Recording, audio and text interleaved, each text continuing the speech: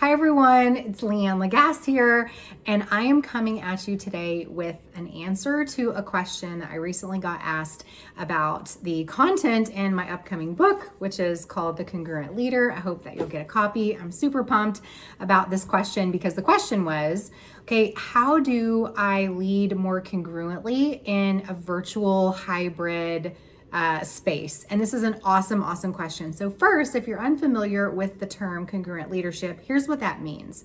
That is a term that is getting at this idea of, as leaders, is our self-concept, the way that we see ourselves, aligned with the way that other people experience us? So congruent leaders are leaders who are self-aware, they know their strengths, they know their limitations, they are frequently self-expressing about the ways that they show up, the ways that they intend for messages to be communicated, the way that they don't.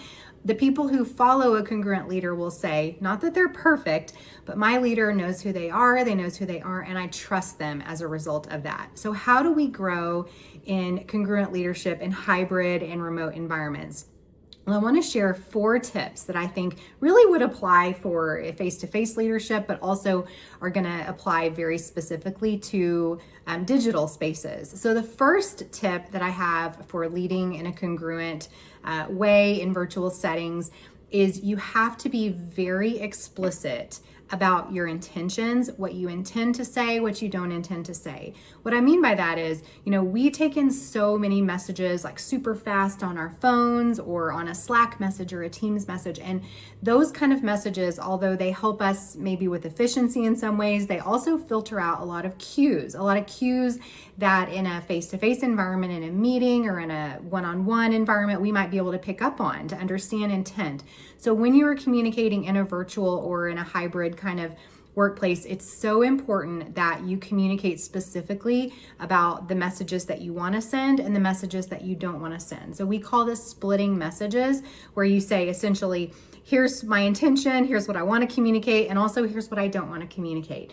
By doing that, you are removing the likelihood that misinterpretation happens. It doesn't completely cure misinterpretation or miscommunication, but it can rapidly decrease the frequency that it happens on your team. So if you're a leader and you're communicating in a virtual space, think more specifically when you're texting or when you're sending off a quick email, a Teams message, a text, whatever.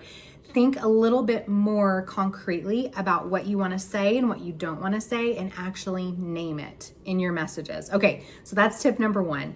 Tip number 2 is about really developing clear and predictable communication rhythms and communication channels. Again, in a remote environment, in a hybrid environment, employees can get a little bit of whiplash where they're receiving messages through one channel and then through another, and they got feedback through this channel and then through this channel, and it can really confuse them.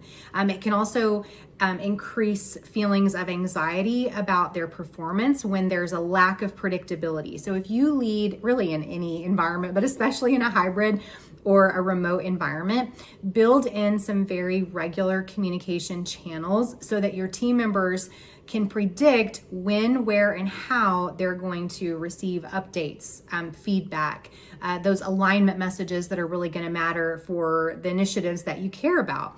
Build in those channels, and that's going to reduce a lot, again, of the misinterpretation that might happen. It's going to build trust. All right, tip number 3, and this is, maybe I should have had this one at number 1 because it's really important. They're all important, but this one's really important, and that is having actual presence when you are in digital or virtual spaces.